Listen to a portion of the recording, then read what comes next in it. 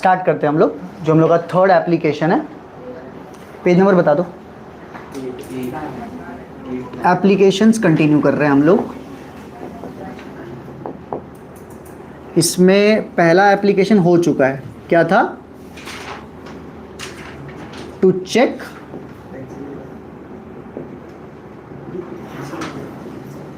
Dimensional consistency, ये हो गया। दूसरा, टू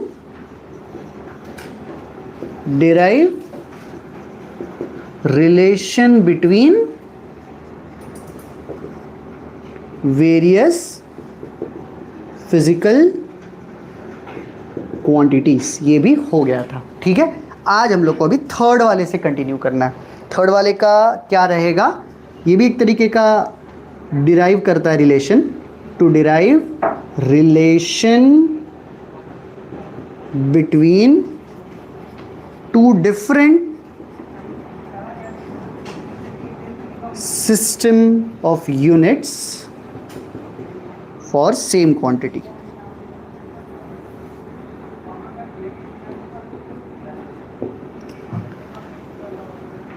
एक मीटर 100 सेंटीमीटर के बराबर होता है।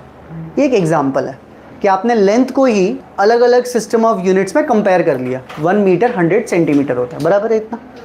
वैसे मास का भी हमको पता है, तो हमको बहुत सारे तो पता ही है पहले से, बट कुछ कुछ के शायद हमें ना पता हो। डिराइव क्वांटिटीज के स्पेशली, जैसे कि फोर्स का ऐसा यूनिट क्या होता है? न्यूटन होता है। बट क्या किसी को उसका सीजीएस यूनिट पता है क्या? डाइन होता है। Very good. ऑल्दो इतना इशू वाली बात नहीं है फिलहाल, एक एग्जाम्पल के थ्रू ही हम लोग ये कर लेते हैं काम, बराबर है इतना। तो we are comparing force in SI and CGS. इसके अंदर रिलेशन हम निकालेंगे कि आप लोगों ने बोला ना डाइन होता है सीजीएस में, एक न्यूटन कितना डाइन होता है, ये हम डिराइव भी करेंगे। शायद आपको पता भी हो कुछ लोग को, कितना होता है? 10⁵ होता है। कुछ लोग को पता भी है, बाकी लोग हम लोग सब लोग डिराइव भी करेंगे। इनफैक्ट हम सभी डिराइव करेंगे अभी। चलो कैसे करना है वो देखते हैं।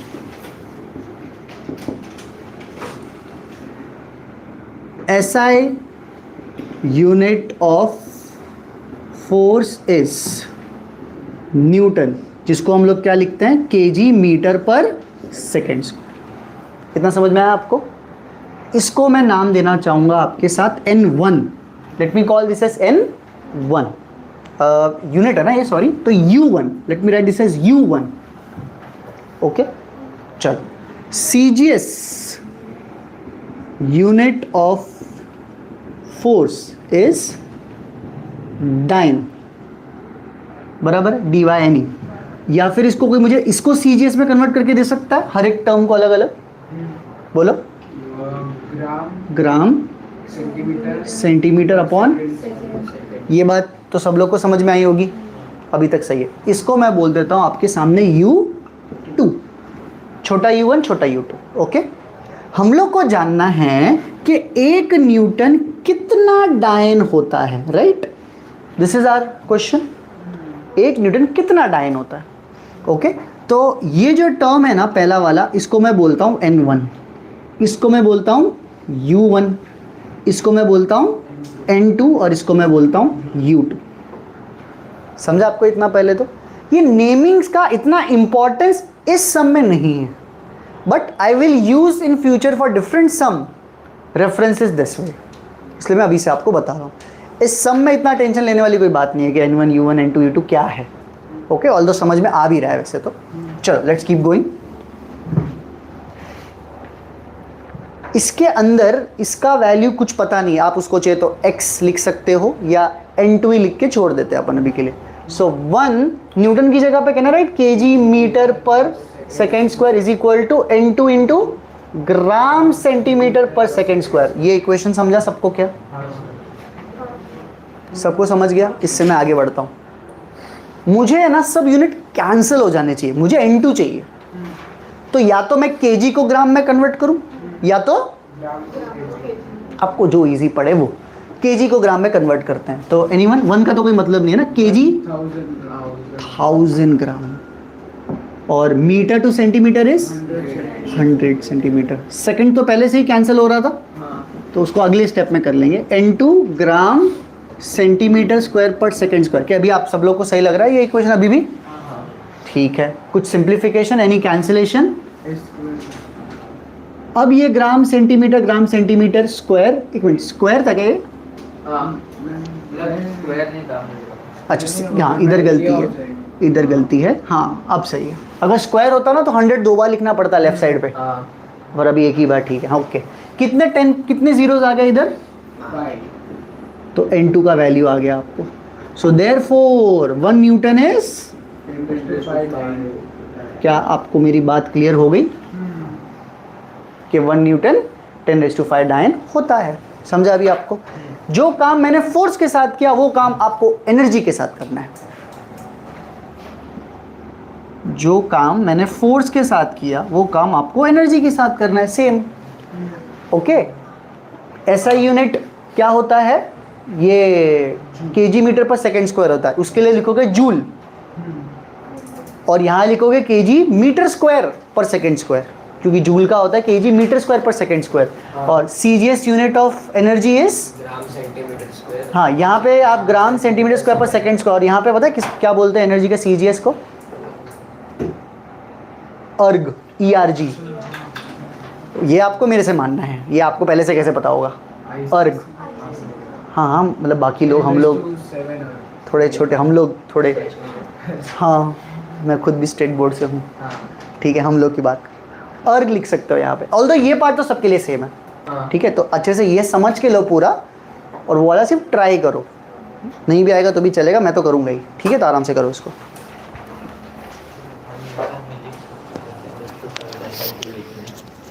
एनर्जी वाला खुद से हो गया सबसे कि मैं करूँ? हो गया सबसे, चले तो बहुत अच्छी बात है। तो अगर खुद से सबका हो गया है तो सॉल्व एग्जाम्पल 11 वाला फिर ट्राई करो। अगर एनर्जी खुद से हुआ है तो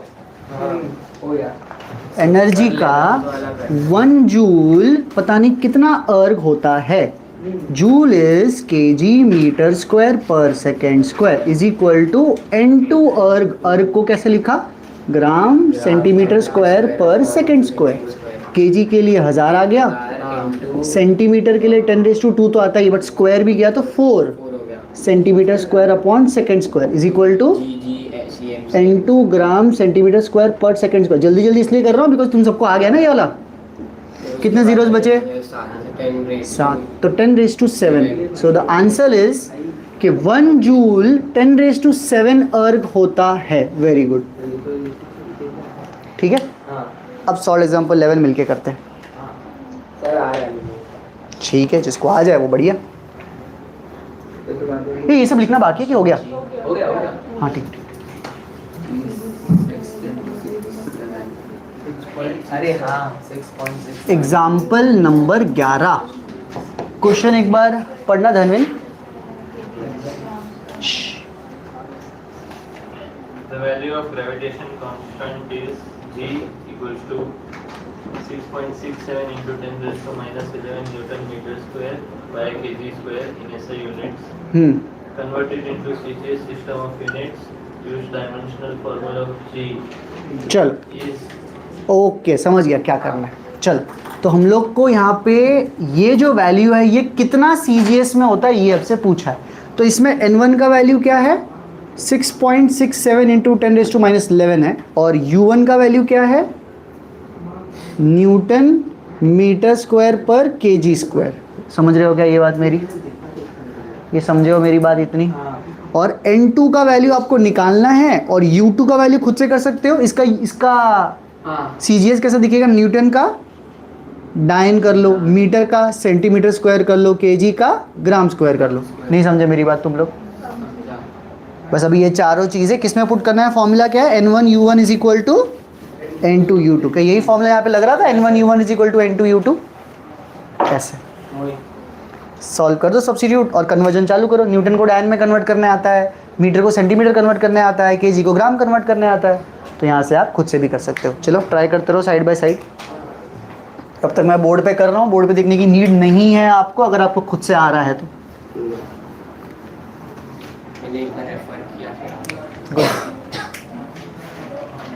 N1 का value 6.67 into 10⁻11 newton metre square per kg square is equal to N2 into dyne centimetre square upon ऐसा आ गया बराबर। चल 6.67 इंटू 10⁻11 इंटू न्यूटन का मतलब 10⁵ डाइन और मीटर सेंटीमीटर मतलब 2 जीरोस और उसका स्क्वायर मतलब कितने जीरोस 4 तो सेंटीमीटर स्क्वायर। नीचे kg to gram is 3 zeros but उसका स्क्वायर किया तो 6 zeros is equal to N2 into dyne centimetre square per gram square. कोई स्टूडेंट चाहे तो पहले ही न्यूटन को ही केजी मीटर पर सेकंड स्क्वायर कर ले और उसको सिंप्लीफाई करके फिर सीजीएस में कन्वर्ट करे तो भी चलेगा। ठीक है चल क्या कैंसिलेशन करें डायन सेंटीमीटर स्क्वायर डायन सेंटीमीटर स्क्वायर ग्राम स्क्वायर तो कितना 10 के पावर रह रहे हैं ये 5 और 4 5 और 4 नहीं वाह बहुत बढ़िया 5 और 4 9 और नीचे के 6 बहुत ही बढ़िया जो 10 के पावर का इंडाइसिस है तुम्हारा। हाँ 10⁵, 10⁴ is 10⁹, 10⁹ in the numerator, 10⁶ in the denominator makes it 10⁵3 और 10⁻+3 और 10⁻−11 excellent this is your answer। समझा there you go ठीक है। अच्छा एक सम मैं खुद से दे देता हूँ अपने को g का वैल्यू पता 9.8 होता है एक्सेलरेशन ड्यू टू ग्रेविटी। इसका सीजीएस में क्या होगा इसको एक्चुअली सॉल्व करने की बहुत ज़्यादा ज़रूरत नहीं ओरली कर पाओगे आप। एनीवन जी का वैल्यू सीजीएस में कितना होगा 980 वेरी गुड बोर्ड पे देख रहे हैं सब लोग लिख दूं आगे जी का जो 9.8 मीटर पर सेकंड स्क्वायर होता है एसआई में अगर उसको सीजीएस में कन्वर्ट करना है तो इनटू 100 करेंगे ना मीटर टू सेंटीमीटर तो 980 सेंटीमीटर पर सेकंड स्क्वायर। ठीक है इतना। Do we have any other solve example related to this. अच्छा अरे नहीं वो तो जिनका हो गया बस उनको बोलना चाह रहा हूँ पीछे के तो पिछले एप्लीकेशन के तो ये एप्लीकेशन के हमने कितने करे 3 एग्जाम्पल कर लिए तो बहुत हो गए। ठीक है ना चलो बाकी लोग थोड़ा रीड कर सकते हो लिमिटेशन ऑफ डायमेंशन एनालिसिस कर लो। Next topic as per the modulus order of magnitude कुछ तो दिया हुआ उसका मतलब मैं समझा देता हूँ। ठीक है पर तब तक आप ये लिमिटेशंस पढ़ के रखो तीनों।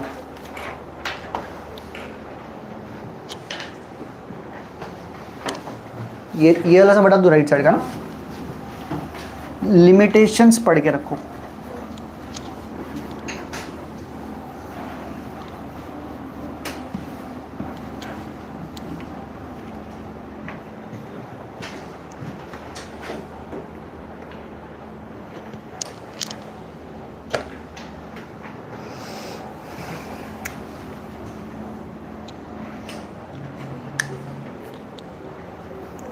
आया समझ में कुछ लिमिटेशन किसी को समझ में आ रहा है।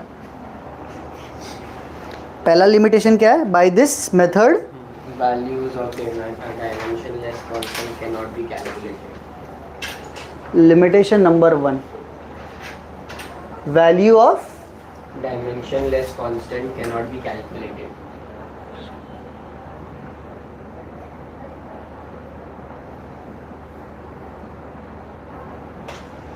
जैसे हमने वो टाइम पीरियड के फॉर्मूला में प्रोपोर्शनलिटी में सॉल्व किया ना उसमें जो आगे 2 पाई आने वाला था वो तो वैल्यू निकाल ही नहीं सकते आप उसका वैल्यू ना। टाइम पीरियड का एक्चुअल फॉर्मूला मैंने बताया था 2 पाई × L/G होता है बट 2 पाई का वैल्यू तो कभी इन किसी मेथड से नहीं आने वाला आपको तो ये उसका लिमिटेशन है। लिमिटेशन नंबर 2 क्या है By this method the equation containing trigonometrical exponential and logarithmic terms cannot be analyzed। आप नहीं बता सकते कि अगर आपके किसी इक्वेशन में ट्रिगो आता हो लॉग आता हो या एक्सपोनेंट आता हो तो उसको आप अपने मेथड से डिराइव नहीं कर पाओगे कभी भी। You can not derive these functions. क्यों क्या प्रॉब्लम है सर क्योंकि अगर समझो फॉर्मूला है log a × b आप कभी बता ही नहीं सकते कि a का डायमेंशन क्या है बस आप इतना बता सकते हो a और b एक दूसरे का बस उतना ही बता सकते हो। अगर a वेलोसिटी है तो b 1 बाय वेलोसिटी है a टाइम है तो b 1 बाय टाइम इतना तो बता सकते हो बस पर लेकिन ये नहीं बता सकते कि a क्या है। ए बी का उल्टा है, दैट्स इट। तो ये उसका लिमिटेशन, ठीक है। लॉग में भी प्रॉब्लम है, एक्सपोनेंट में भी प्रॉब्लम है, और किस में प्रॉब्लम, ट्रिग्नोमेट्री में भी प्रॉब्लम है, ठीक है। तीसरा लिमिटेशन क्या है? If a physical quantity depends on more than 3 factors, the relation among them cannot be established because we have only 3 equation by equalizing the power of m and t. ऐसे L के L M और T तीन ही equate कर सकते हो आप। ऐसे तो अगर केल्विन आया तो कर सकते हो, एक और इक्वेशन आ जाएगा। एम्पियर तो 5 इक्वेशन आ जाएगा। 5 equation solve, 5 variable 5 equation solve करने नहीं आएगा आपके सामने कभी, ठीक है। और एक प्रॉब्लम बताता हूँ मैं आपको, ये देखो ध्यान से देखना।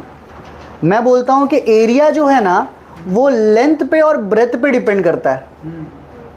एरिया ऑफ रेक्टेंगल लेंथ और ब्रेथ पे डिपेंड करता है। आपको पता है formula, area of rectangle is length into breadth, पर डायमेंशन एनालिसिस नहीं बता पाएगा ये फॉर्मूला, क्योंकि उसके लिए लेंथ और ब्रेथ में कोई फर्क वो जवाब क्या क्या दे सकता है मालूम है डायमेंशन एनालिसिस? वो बोलेगा एल स्क्वायर भी सही है, वो बोलेगा बी स्क्वायर भी सही है, वो बोलेगा एल बी भी सही है, वो बोलेगा एल क्यूब अपॉन बी भी सही है, क्योंकि लेंथ स्क्वायर भी मीटर स्क्वायर होता है, ब्रेथ स्क्वायर भी मीटर स्क्वायर होता है, एल इंटू बी भी मीटर स्क्वायर होता है, एल क्यूब बाई बी भी मीटर स्क्वायर होता है। तो डायमेंशन एनालिसिस के हिसाब से तो सब सही है ना। तो ये भी प्रॉब्लम है, एक ये भी लिमिटेशन है डायमेंशन एनालिसिस का, कि अगर कोई बोले ना कि area depends upon this this this, उसमें से अगर कोई भी दो का सेम डायमेंशन हो तो ये नहीं बता सकता, नहीं बता सकता, कैसे बताएगा ये, ठीक है। बस तो ये कुछ लिमिटेशंस है अपने मेथड के। डन है इतना? चल फर्स्ट से हटा दूं पहले।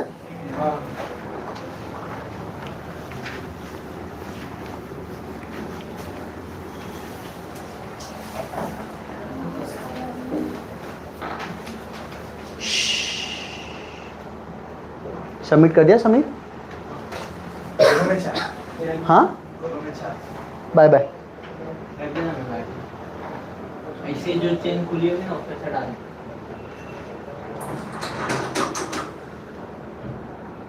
चलो आगे बढ़ सकते हैं। नेक्स्ट हेडिंग आपको दिख रहा होगा ऑर्डर ऑफ मैग्नीट्यूड। अभी हम इसी के अंदर एक्चुअली और भी चीज़ें पढ़ लेंगे, सिग्निफिकेंट फिगर्स टाइप भी चीज़ें पढ़ लेंगे यहाँ पे, और राउंडिंग ऑफ भी सीख लेंगे, जो तुम्हें थोड़ा बहुत आता ही है वैसे तो, बराबर। चलो ऑर्डर ऑफ मैग्नीट्यूड क्या होता है? कोई भी नंबर लेते हैं अपन, जैसे जी का ही वैल्यू ले लेते हैं, ठीक है, 6.67 इंटू 10⁻⁻11। ओके, तो इनका रूल ये कहता है कि आपको आपका जो नंबर है ना वो 0.5 से 5 के बीच में लाना है। द फर्स्ट ये जो नंबर है ना इसको 0.5 इंटू 5 के बीच में लेके आओ आप, 10 का पावर एडजस्ट करके। 10 का पावर एडजस्ट करना अलाउड है, आप करो, पर उसको चाहिए कि पहला टर्म 5 से 5.0 से बड़ा ना हो और 0.5 से छोटा ना हो। तो कैसे करेंगे? इसको 6.67 से डेसिमल पीछे लेके जाना है, तो डिवाइड बाय 10 करेंगे कि मल्टीप्लाई बाय 10 करेंगे? इसको छोटा करना है, तो क्या डिवाइड बाय 10 और इंटू 10 करूँ चलेगा? और ये 10⁻11 तो रहेगा ही। क्या आपको ये लॉजिक समझ में आता है? ये चलेगा अभी तक? You can multiply and divide by a number, that's okay, that is allowed. जिसको यार ओरली आता है करने के लिए वो करो, कि use this -1, it is become -10, not -12। To make this 0.667 you will have to make this 10⁻⁻10।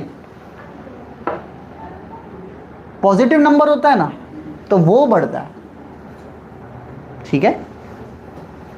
इतना बेसिक चीज़ होता है ना कि मेरे को लगता है मैं ही गलत ना बता रहा हूँ। इतना बेसिक है कि सबको मुझे लगता है आता ही है, मेरे को लगता है मैं ही तो गलत नहीं बोल रहा। 10 का पावर इधर करना है ना खाली, वैसे। एनीवे तो अभी तो फिलहाल मैं ऐसे सिखा रहा हूँ। ये 10 इधर आ गया, तो इधर क्या हो जाएगा 0.667 हो गया, और इधर क्या बचेगा, ये 1 है और ये -11, तो -10। हाँ मैं सही था, 10⁻10 हो जाता है। तो अब वो बोलता है कि ये कर लिया तुमने, this value must be between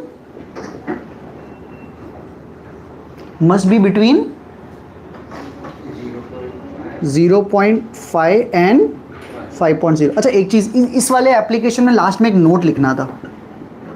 note ये है कि N1U1 is equal to N2U2 is a official formula for us now. Done है? तो थर्ड एप्लीकेशन की कभी याद करेंगे अपन तो सीधा ये लिखेंगे अपन। हाँ नहीं, not in limitation, the application where we ended ना देयर। पहले लिख लेता हूँ मेरा, फिर आप अपने हिसाब से उसको लिख लेना सही जगह पे, ठीक है। तो this is an official formula for us now. For any system the multiplication of the numeric value and the unit will always be a constant.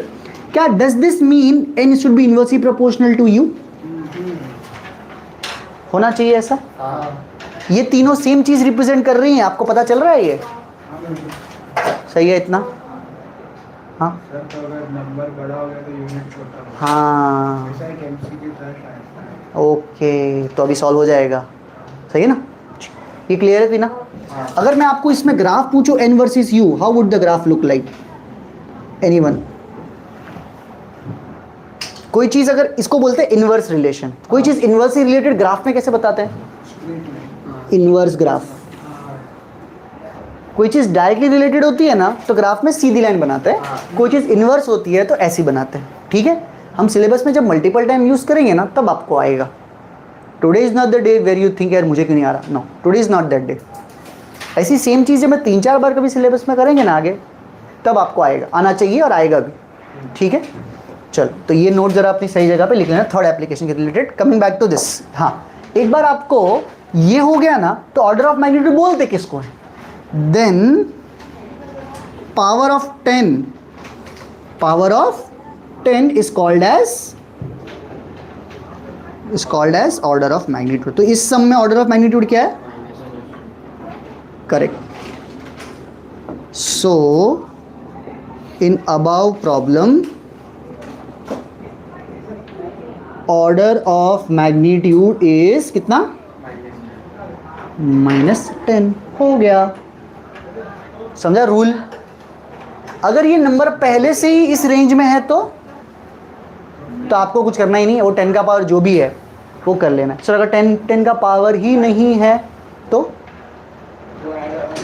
10⁻0 खुद लिख लो, 10⁻0 खुद भी लिख सकते हैं, ठीक है। On the basis of this knowledge try and finish example number 12। इसके अंदर 5 सवाल है ऑर्डर ऑफ मैग्नीट्यूड के, okay. Let's finish it of. चलो,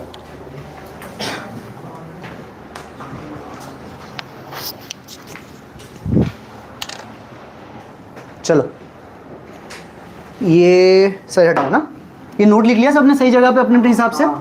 ठीक, डन, ओके।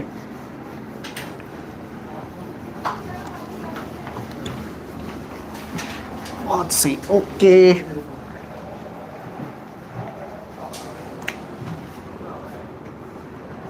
हाँ, एग्जाम्पल नंबर कौन सा?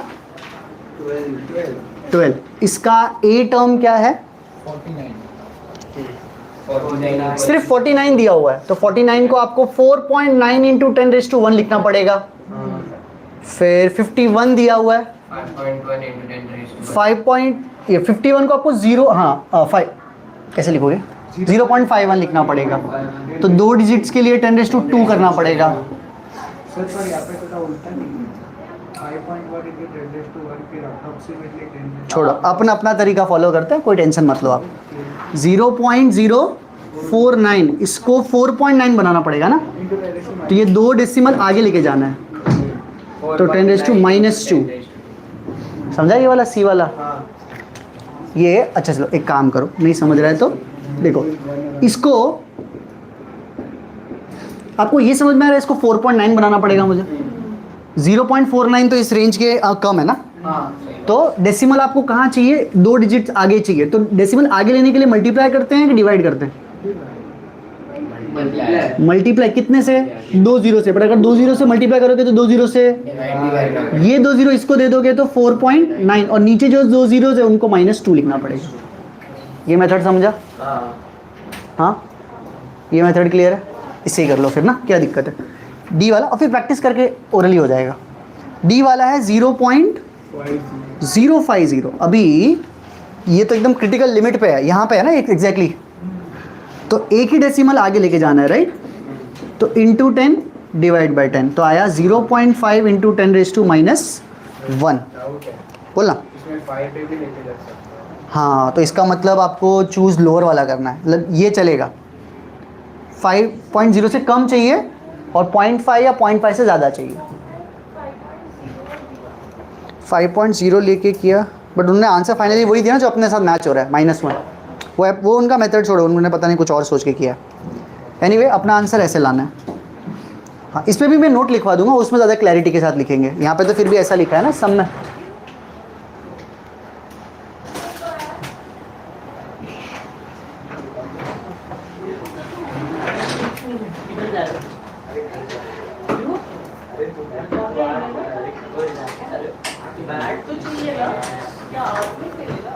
कितने बजे जाना तेरे को खेलने?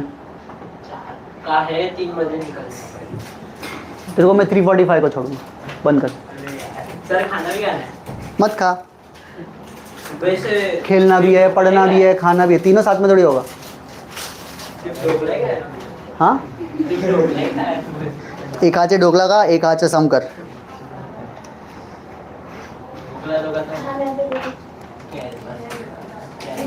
दे इसको, दे 0.051 सही लिखा है ना? हाँ, इसको 0.51 रहने देना है, बराबर। तो सिर्फ एक डेसिमल आगे लेके जाना है, तो इसको इंटू सिंगलटन डिवाइड बाई 10, तो कितना आ गया? 0.51 इंटू 10⁻⁻1। आई थिंक सब आंसर्स आपको आने लगे, ठीक है। बहुत ही ऑड केस में ऐसा भी होता है कि वो वैल्यू देते ही नहीं है और हमें खुद ही पता लगाना है। Find the order of magnitude of gravitational constant, बस दैट्स इट। तो वैल्यू दिया उन्होंने, लेकिन वो एक्सपेक्ट करेंगे कि स्टूडेंट को शायद पता होगा पहले से। Find the order of magnitude of charge of an electron. उसका तो -19 चार्ज ऑफ इलेक्ट्रॉन का वैल्यू पता होगा तो कर पाओगे। 1.6 इंटू 10⁻⁻19 होता है, तो -19 उसका ऑर्डर ऑफ मैग्नीट्यूड है, कुछ ऑड केसेस में, ठीक है। मे भी देखते आगे आएगा तो कर लेंगे। चल, बाकी सब सही है। बाकी अगर मॉड्यूल फॉलो करें तो बेसिक मैथ स्टार्ट होता है, ठीक है। तो वो उसके रिलेटेड मैं थोड़ा होमवर्क दे दूंगा तो क्लियर हो जाएगा, डाउट्स ले लूँगा फिर बाद में हम। हैं सैटरडे जल्दी छोड़ दूँगा। वैसे भी 12 से 2 ही क्लास आपने बोला। हाँ, तो वही हुआ ना, जल्दी छोड़ दूँगा ना।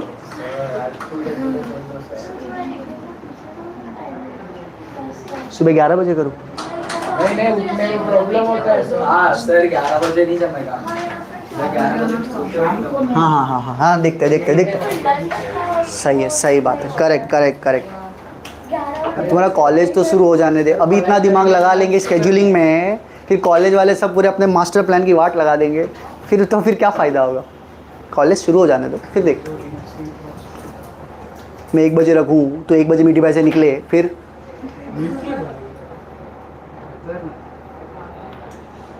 अपने ओपिनियन अपने पास रखने हैं। अपना कोई प्रॉब्लम चल, हाँ भाई, अरे भाई किसी को कोई प्रॉब्लम नहीं है। अपन कहाँ पे थे? हाँ, ऑर्डर ऑफ मैग्नीट्यूड के बाद मुझे सिखाना है राउंडिंग ऑफ वाला, कर लेते हैं, और एक सिग्निफिकेंट फिगर्स, ये 2 चीज़ें मुझे सिखानी है, ठीक है। वो कहीं ना कहीं अपने मॉड्यूल में होगी, वैसे तो शायद लास्ट में कहीं पे हो सकती है।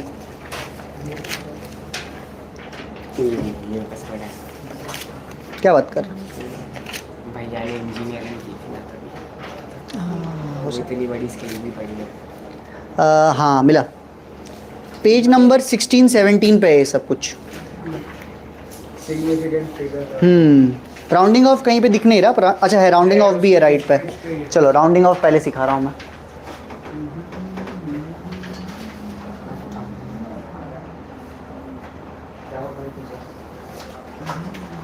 राउंडिंग ऑफ, ठीक है। चलो, रूल्स कुछ फॉलो करने, ध्यान से सुनना। काफ़ी कंट्रोवर्सी रही है रिसेंट एग्जाम्स में इसके ऊपर एक क्वेश्चन पे, ठीक है। तो पर हम पहले कॉन्सेप्ट समझ लेते हैं। चलो,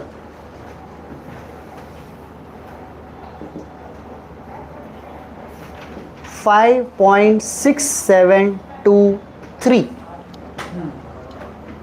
ठीक है। इतना, ये एक नंबर है। ऐसा नंबर एग्जिस्ट कर सकता है, बिल्कुल कर सकता है।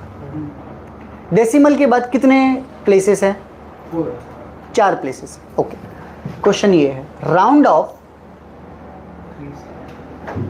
The above number two 3 places of decimal.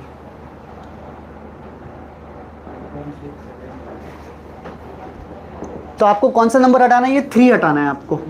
Bye the way such a number is also called as uncertain number. जो सबसे लास्ट डिजिट होता है ना किसी भी मेजरमेंट का, उसको अनसर्टन बोलते हैं।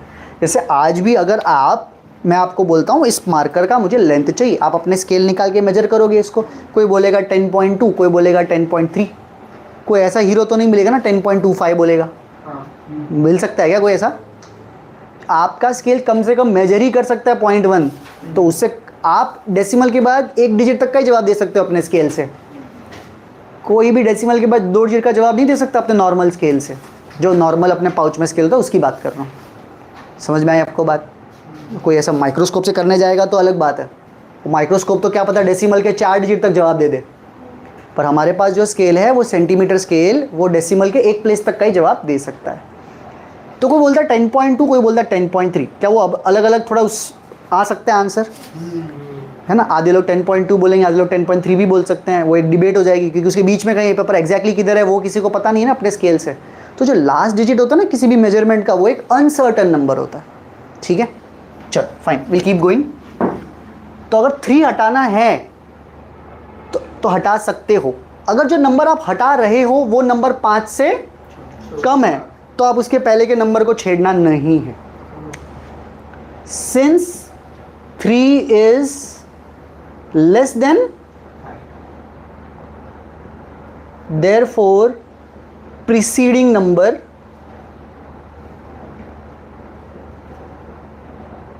remains, क्या बोलेंगे? अनचेंज या अनऑल्टर्ड। समझा आपको मेरी बात? अनचेंज या अनऑल्टर्ड, बराबर है इतना। ऐसा मतलब अगर आप ये, इसका आंसर क्या हो जाएगा, मतलब 5.672। ओके, समझा जवाब? ये आपने लास्ट हटा दिया। चलो नेक्स्ट क्वेश्चन इसी में, round of the above number two 2 places of decimal. मतलब अभी 2 भी हटाओ तो क्या बनेगा?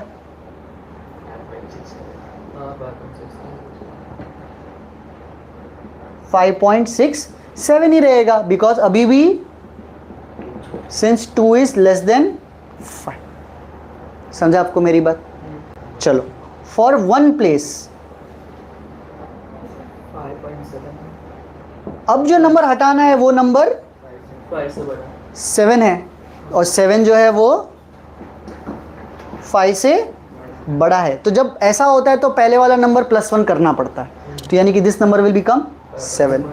आ रही है आपको मेरी बात समझ में? तो जो नंबर हटाना है वो नंबर अगर 5 से छोटा है तो उसके पहले का नंबर अनचेंज रहेगा। अगर जो नंबर हटाना है वो नंबर अगर 5 से बड़ा रहेगा तो उसके पहले का नंबर +1 करना है। आपको मेरी बात समझ में आई? इतनी समझ में आ गई है? Very good. चलो रूल, एक रूल है जो नहीं बताया, वो है सर अगर नंबर 5 हो तो क्या करना है?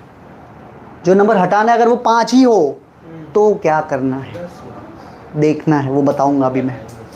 वो थोड़ा, वही बात थोड़ा ट्रिकी है, इसलिए लेट्स वेट फॉर दैट। पहले ये सब लिखना बाकी है कि ये सब लिख के हो गया? ये पहला साइड, पहला साइड हो गया, तो पहला साइड मिटा के वहाँ पे सिखा देता हूँ। चल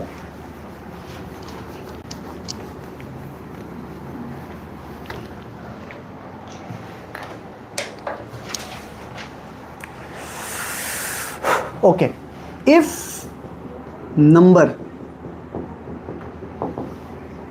to be removed is 5, then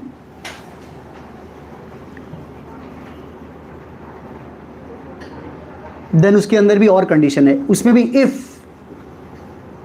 preceding number is even, then it will remain unchanged. Or if preceding number is odd, then it will have +1। ये रूल है। अगर आपको जो नंबर हटाना है वो क्या है? जो नंबर हटाना है वो अगर 5 है तो उसके पहले का नंबर अगर इवन है तो उसको रहने देना है, और अगर ऑड है तो +1 करना है। ये एनसीईआरटी के हिसाब से रूल है, मतलब अपने टेक्स्ट बुक के हिसाब से रूल है, ठीक है इतना। हाँ तो क्या आ जाएगा एग्जाम्पल के तौर पे, क्या ले लेते हैं, मैं ले लेता हूँ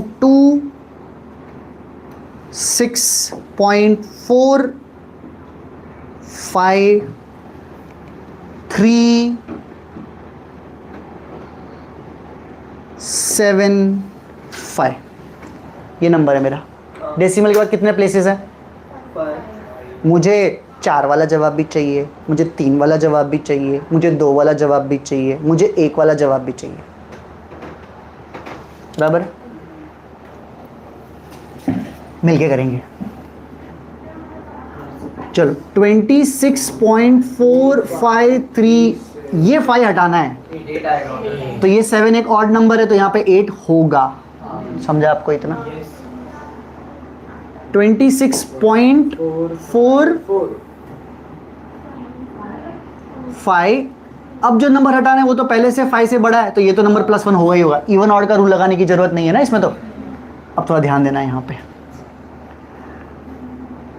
26 पॉइंट, ये नंबर 4 है, तो इसको 5 रहने देना है, क्योंकि नंबर इवन ऑड का रूल आएगा ही नहीं। इवन ऑड का रूल तब आएगा जब जो नंबर हटाना है वो 5 हो। अब जो नंबर हटाना है वो 4 है, तो ऐसा कोई रूल नहीं लगाना है। थोड़ा ट्रिकी है यहाँ पे। I know, as per rules जाओगे अगर, रूल्स फॉलो करोगे अगर, तो ये 5 का हटा के ये 4 रहने देना पड़ेगा आपको, बराबर है। बट एनसीईआरटी या बुक्स में एक रूल ये मेंशन है ही नहीं कि ये रूल तब लगाओगे जब इसके आगे 0 हो। इसके जो आगे का नंबर है ना, जो यहाँ पे दिख ही नहीं रहा, वो नंबर 0 होना चाहिए, तो ये ऑड इवन का रूल लगता है। बट ऐसा कुछ एनसीईआरटी और बुक में मेंशन्ड, तो अगर उनको प्योरली अगर बुक को फॉलो करे, जो कि इनकम्प्लीट रूल्स दिया है इसके रिलेटेड, तो आंसर ये 4 ही रहेगा। बट रियल लाइफ में इसके आगे का नंबर 0 तो नहीं था ना, 4 था ना, तो ये बढ़ेगा। हाँ, अगर क्वेश्चन सिर्फ इतना होता तो ये 4 रहता, बट क्वेश्चन ये पूरा है, तो इसलिए यहाँ पे 5 आएगा। ठीक है। बी एक नेशनल लेवल की एग्जाम में आके गया ये। हाँ, नेशनल लेवल की एक एग्जाम है जिसके अंदर ये आके गया। उसमें सभी जिनको भी नॉलेज थी, that doesn't include me bye the वे, जिनको भी एक्चुअल नॉलेज थी इसके बारे में, वो लोगों ने सबने बोला कि आप उसको बढ़ाओ, 4 का 5 करो। ठीक है, मेरे को सिर्फ उतना ही नॉलेज था जितना बुक में है, तो मैंने बुक में फॉलो करके यही नंबर दिया था, 4 ही रखो। एनटीए फाइनली ऑफिशियल आंसर की में भी यही बोला है कि 4 ही रखो। वैसा वो क्वेश्चन चैलेंज होने ही वाला था, क्योंकि पूरे इंडिया ने जवाब दे दिया था, भाई बढ़ाना ही है +1। बस कुछ हम जैसे लोग ही थे जो नहीं बोल रहे थे कि भाई नहीं करो ऐसा। हम गलत थे वैसे, इंक्लूडिंग दैट एग्ज़ाम। पर जब तक वो डिक्लेयर हो कि ये बोनस मिलेगा कि नहीं मिलेगा, तब तक पेपर कैंसिल हो गया।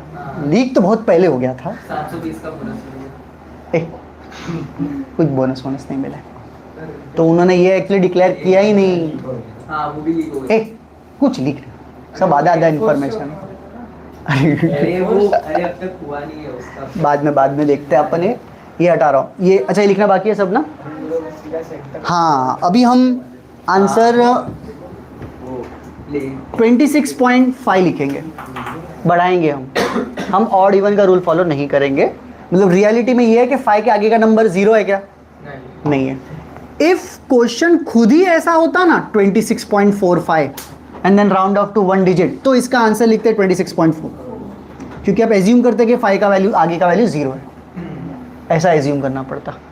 ठीक है, तो when you are solving this many steps, then you already know कि 5 के आगे नंबर 0 तो नहीं है, then you have to follow just +1 का रूल।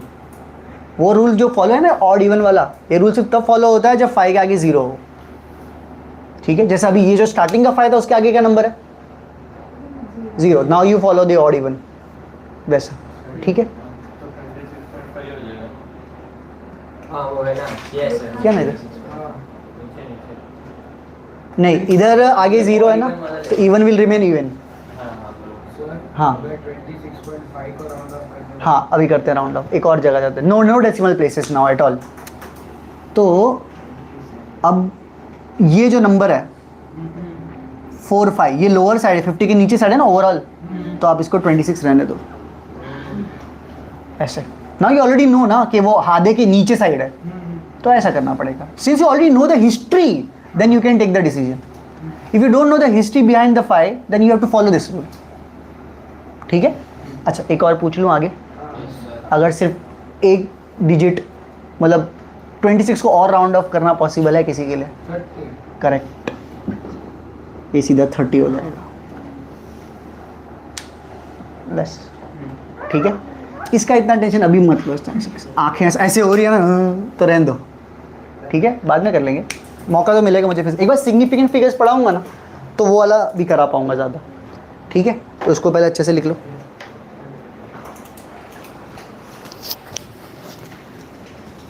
हम अपना काम, हम लोग अभी कहाँ पहुँचे हैं? राउंडिंग ऑफ वाला पार्ट हो गया, राइट? एग्जाम्पल है कोई अपने पास? Solve example. ये 30 वाले में 5 एग्जाम्पल है। चलो प्लीज़ फिनिश इट ऑफ।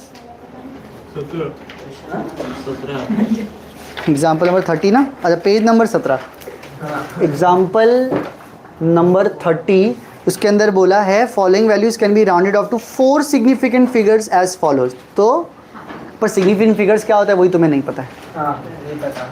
तो ये सम रुक जाओ, पहले सिग्निफिकेंट फिगर्स ही सिखा देता हूँ। कैसे पता है तुझे? वो हम लोग को ऐसे अच्छा तुम्हें पहले था, हाँ ठीक है, ओके ओके। सीबीएसई में भी था? राउंडिंग ऑफ नहीं था पर सर ने मामा जी से अच्छा अच्छा, मैथ्स में हो गया। Round off to 3 significant figures करके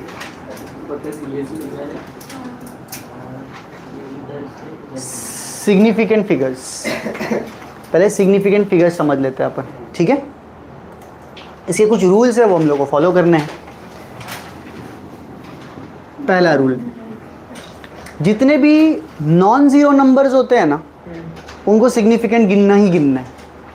all non zero numbers are significant figures. Okay, तो एक नंबर दिया जाएगा आपको और आपको पूछा जाएगा बताओ इसमें कितने सिग्निफिकेंट फिगर्स हैं।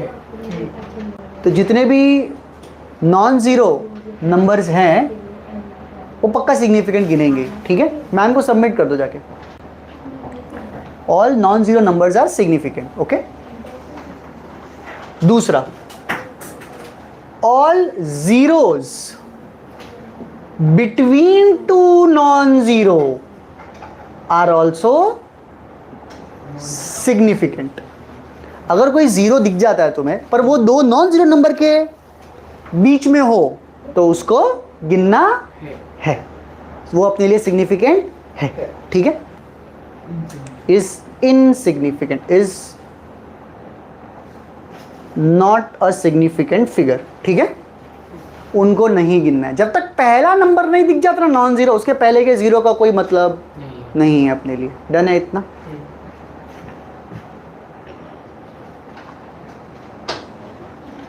zeros in a decimal place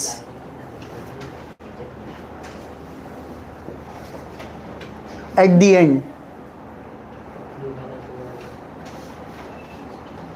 are significant।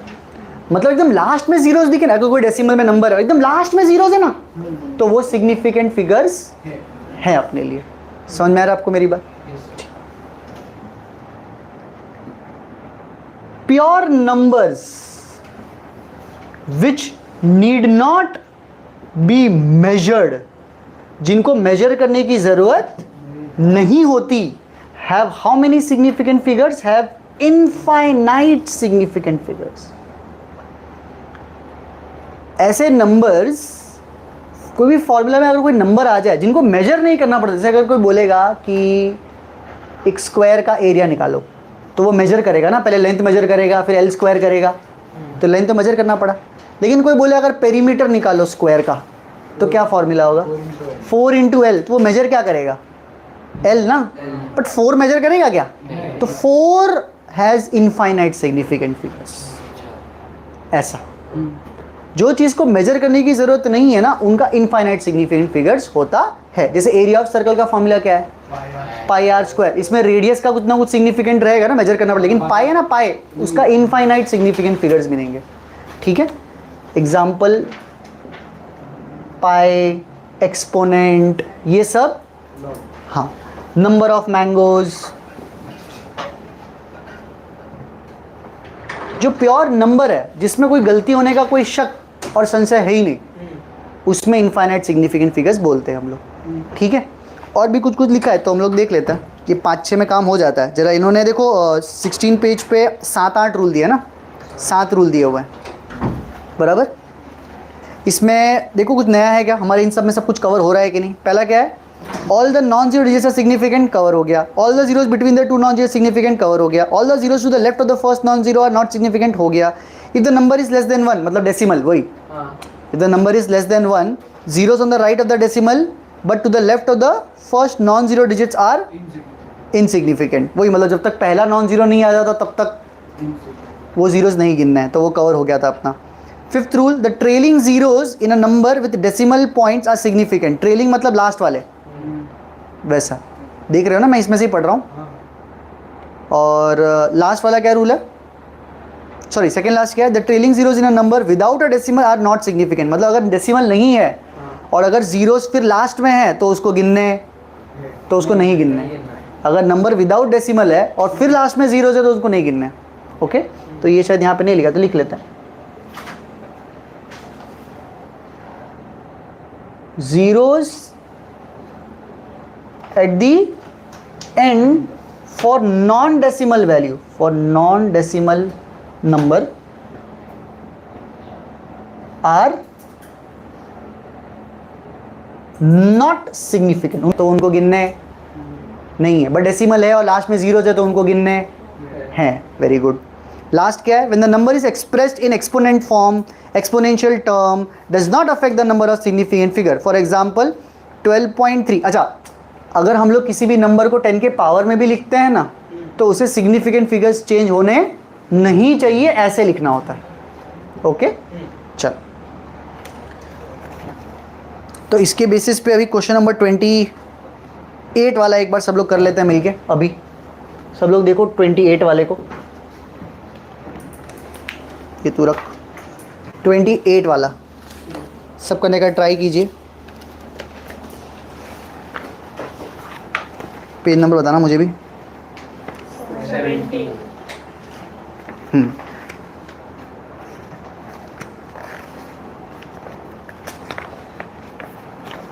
165 है ना पहला नंबर, तो तीनों ही नॉन जीरो है, मतलब पहले का आंसर 165। कितने सिग्निफिकेंट फिगर्स है इसमें, 3 है।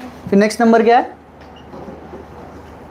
2.05, तो यहाँ पे ये दोनों तो है ही और ये 0 2 0 के बीच में है और 2 नॉन जीरो के बीच, मतलब इसमें भी तीनों लेना है। और फिर क्या है 34.000, ये जीरो को काउंट करना है नहीं, डेसिमल वाले में लास्ट के जीरोस को काउंट करना है। कितना आएगा 5। नेक्स्ट 0.005, पहला नॉन जीरो के पहले के जीरो किसी काम के, इसका सिर्फ एक है। फिर 0.02340, इसमें कितने 4, क्योंकि लास्ट वाला जीरो काउंट करना है। 26900, इसमें कितने हैं,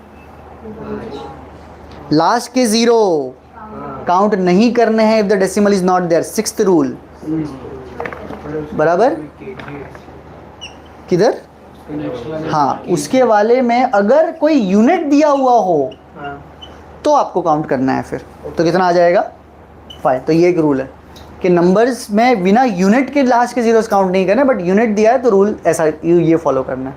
ठीक है, clear everyone. Number for non decimal number are not significant. ठीक है इतना। अब 30 वाला कर सकते जो पहले नहीं कर पा रहे थे ना अपन। एग्जाम्पल नंबर 30, पहला कौन सा है 36.879। आपको बोला गया है कि इसको राउंड ऑफ करिए 4 सिग्निफिकेंट फिगर तक। तो ऑलरेडी कितने सिग्निफिकेंट फिगर्स है ये 5 है, तो 4 मतलब एक राउंड ऑफ कम करना है ना इसका। तो क्या लिखेंगे इसको 36.88, 9 ऑलरेडी 5 से बड़ा है तो +1 करना ही है। द्रविक हो गया काम सब। सब तीनों PDF हो गए, जा बाय बाय। हाँ निकल, 3 बजने को है तेरा। सबमिट कर दिया तूने? ठीक है। उन लोग को मैंने कुछ D7 D8 D9 2-3 सिखाया था, तो वो देख ले एक बार। D7 D8 B वाले में क्या लिखा है? 1.0084 ऑलरेडी 5 है इसमें भी, 4 मतलब 4 हटाना है, तो 1.008 4 5 से छोटा है तो नहीं करना है। नेक्स्ट 1.11 इसमें भी कितने 5 है, 5 हटाना है, 5 का रूल। इसके पहले ऑड है तो इवन लेना है, तो 1.12। आई होप उन्होंने भी आंसर यही दिया हो। ठीक है, फिर क्या है 11.1250। फिर क्या करना है, इसमें भी सेम चीज़। इसमें कितने डिजिट्स है? 6। 0 हटाएंगे तो 5 रहेगा, 5 हटाएंगे तो आगे 2 का 2 ही रहेगा। 11.12। Next option 11.1251। हाँ बोल भाई। अगर जो डी वाला है उसमें 0 की जगह और कोई नंबर, हाँ 3 होता तो वो मेरा अपना वाला रूल, एक्चुअल रियल यूज़ करते हैं। ठीक है, मतलब 5 1 होता ना तो ऑड इवन का रूल नहीं लगाते। हिस्ट्री चलो कितने 6 डिजिट्स है, 1 हटाऊंगा तो क्या करूं अभी? अच्छा ये रहा ना, आ गया देखो 3 लेना है। Since you know the history कि ये 0 नहीं है, मोर देन 1 है, so this book is better than NCERT at this point. पर लेकिन वो लोग जब पेपर बनाएंगे तो NCERT से बनाएंगे। 1 हाँ इसका क्या होगा 1.13 लेना पड़ेगा, बिकॉज 1 हटाया तो ये 5 का 5 रहेगा, बट अभी ये 5 का हिस्ट्री पता है, इट इज़ मोर देन 0, तो आपको ऑड इवन नहीं लगाना है, प्लस 1 करना ही करना है। ठीक है, एक सम बचा है और क्या हो गया? हो गया। चलो ग्रेट, बस करते हैं आज के लिए। होमवर्क ले लो।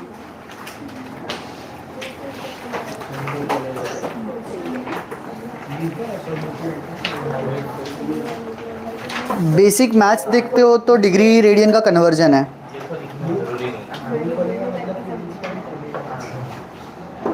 सॉल्व एग्जाम्पल 1 से 16 करना है वापस से एक बार, वापस मतलब रिवाइज करना है, तुम लिखना विखना नहीं है। सॉल्व एग्जाम्पल्स जो टेक्स्ट बुक, देखो ये बुक समझा देता हूँ मैं आपको, चाहिए तो पहले ये बुक में स्टार्टिंग में आपको हर चैप्टर की थ्योरी मिलेगी और बीच बीच में सॉल्व एग्जाम्पल्स मिलेंगे, बराबर है इतना? हाँ, और एक चैप्टर ख़त्म हो जाता है ना यहाँ पे, तो आपको एक्सरसाइजेज मिलना चालू होंगे। एक्सरसाइज 1 दिया हुआ है, एक्सरसाइज 1 के ऊपर क्या हेडिंग है? लिखा CET है, ठीक है। एक्सरसाइज 2 में क्या हेडिंग है? नीट है। एक्सरसाइज 3 में क्या हेडिंग है? JEE। एक्सरसाइज 4 क्या है? वो भी JEE के ही हैं, बट विदाउट ऑप्शंस वाले क्वेश्चंस होते हैं ना, वो है ये। इनको न्यूमेरिकल वैल्यू बेस्ड क्वेश्चन लिखा हुआ है, तो एग्जाम्स में कभी कभी ऑप्शन नहीं भी होते हैं, for some exams, not for all exam. ठीक है, फिर एक्सरसाइज 4 के बाद आपको क्या मिल रहा है? PYQ सेक्शन मिल रहा है कि किसी एग्जाम के कितने PYQs हैं। इस तरीके से आपका ये बुक डिज़ाइंड है। आपको सीधा लास्ट पेज पे जाओगे तो आपको एक साथ काउंट भी मिल जाएगा कि कितने क्वेश्चंस आंसर की के साथ, इधर इसमें काउंट मिल जाएगा। ठीक है, कितने चैप्टर का है इसमें ये पूरा एक चैप्टर है, तो कितने चैप्टर करोगे? हाँ मतलब 2-3 चैप्टर का क्लब करके दे दूंगा। सही है।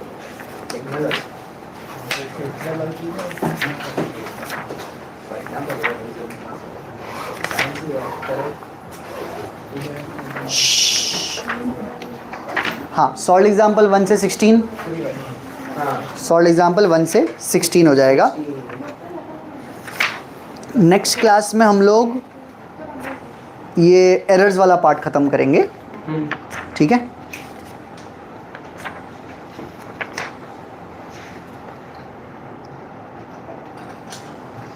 एक्सरसाइज 1 में 1 से 15 तो दे दिया ना अपन ने।